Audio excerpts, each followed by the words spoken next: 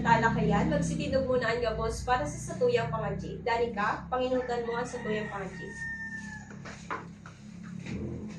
Sa ngalan kan Ama, asin kan Api, asin kan Espiritu Santo. Amen. Magsiula na po ang gabos. Marhay na aga mga igin. Marhay na aga man po, teacher. Kumusta ka mo, Juan Aldo?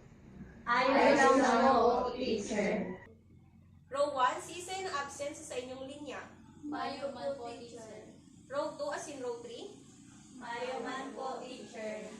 Marhay mga igin. Diri po magpara-absent sa klase ako po. Opo, teacher. Uno po nga ni ang satuyang pig-adalan kasahapon. Ma'am, tungkol po sa mga trabaho sa kaiba-pang pangkabuhayan sa satuyang komunidad. Mahusay. Ano po nga ni ang manlain-lain na trabaho sa satuyang komunidad? Lauren, pakisibag po.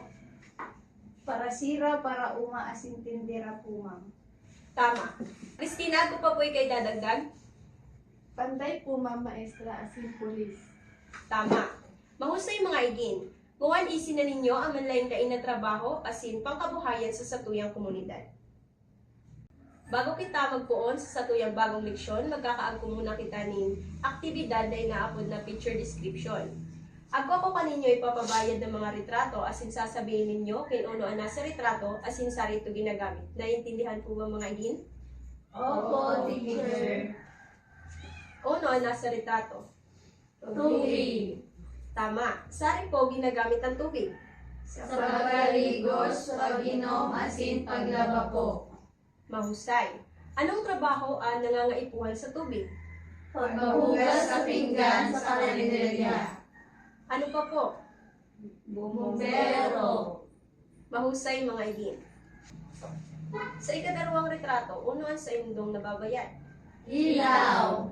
Tama. Sari mo na to ginagamit ang ilaw. Sa balay po, teacher. Pagmangitmis, asin pagbabi. Tama po. Uno man ang nasa ikatulong retrato. Electric fan po. Sari man ginagamit ang electric fan. Ginagamit po ini pag mainit lalo na umuwan, teacher. Buwan na ado, sa tuyang tatalakayon ang tungkol sa mga pinaghahalian kan enerhiya, elektrisidad sa kaiba pa. Mga igin, ano po ba ang enerhiya? Joy, pakibasa po ang definisyon kan enerhiya. Ang enerhiya ay nagbabalik sa kusog, kapangyarihan na kinakaipuhan sa paggibon in action o proseso. Importante ini sa pagpapadalagan kan mga bagay asin dakulang tabang sa tuyang pang-oral daw na gibong. Salamat, Joy. Esther, pakibasa man po kung ano ang pinaghahalian kan enerhiya asin elektrisidad. An energy source sarang sistema kung saan paggibo ang sarong klase nin enerhiya arugan hydroelectric station. Ang hydroelectric nga gigamit kan bulos kan tubig sa pagkaigwa ning elektrisidad. Salamat po. Mga igin, ang elektrisidad po ay importanteng one. Kung mayo nin elektrisidad, dahi man pumagana ang mga computer, telebisyon, electric fan, saka iba pang appliances. Dakol na gamit at dahi magagamit kung mayo nin elektrisidad.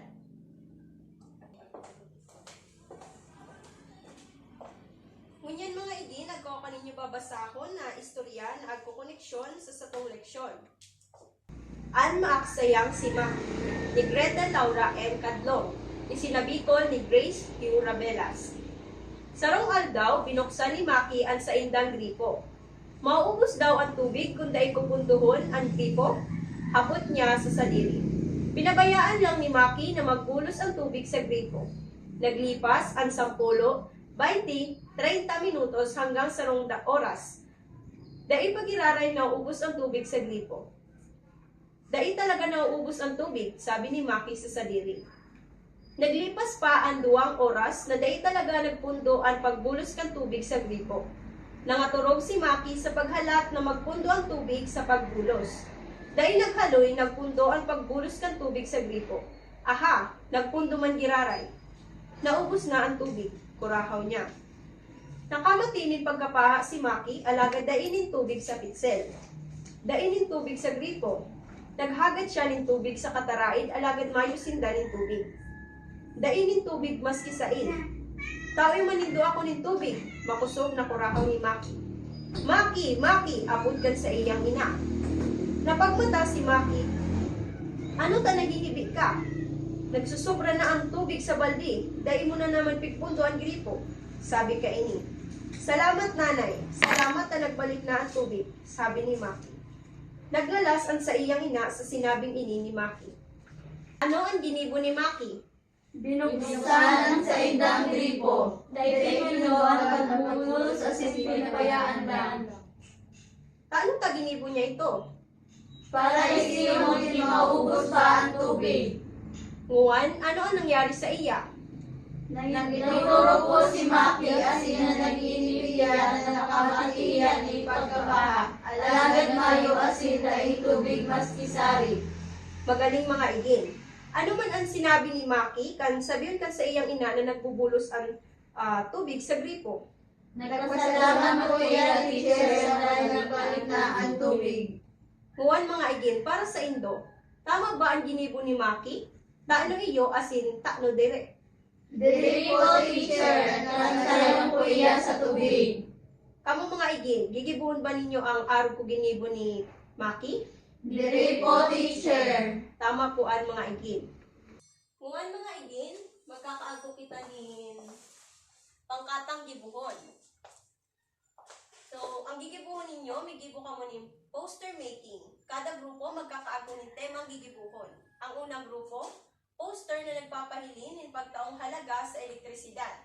Ikaduhang grupo, poster na nagpapahilin ng halaga sa tubig. Ikatulong grupo, poster na nagpapahilin ng dai pagtataong halaga sa elektrisidad. Igin, uno nga niya nagbabalik sa kusog o kapangyarihan na kinakaipuhan sa pag-ibunin aksyon o proseso. Enerhiya. Mga igin, gaano ba ka-importante ang enerhiya? Importante po hindi lalo na sa panahon niya na halos gabos na sa itong ginagamit na ngayon ng elektrisidad na nakakuha man sa enerhiya sa energy source. Tama po. Kamu mga igin, ano man ang simpleng bagay na magigilibo ninyo para mapahalagaan ang tamang paggamit kan enerhiya sa pang-urual daw na gibuhon? Tipid po kami sa paggamit ng tubig asin kuryente. Ano pa po mga igin? Papansuko po ang mga elektrikal gamit sa harong na nangagamit ng enerhiya, hindi rin naman kaipuan o ginagamit. Mahusay mga igin, sana sa Indoya nagibuhon sa indong mga harong. Amo po?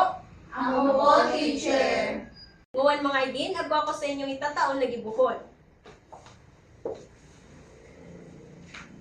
Panuto. Ayusun ang mga nakajampol na letra sa pisara. Isurat ang sagot sa papel. Pagpuon na po kamo sa gibuhon. Para man po sa indong takdang aralin.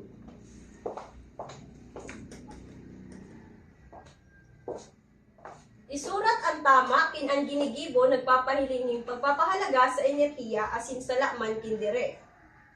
Isurat na po ninyo ini sa inyong mga papel.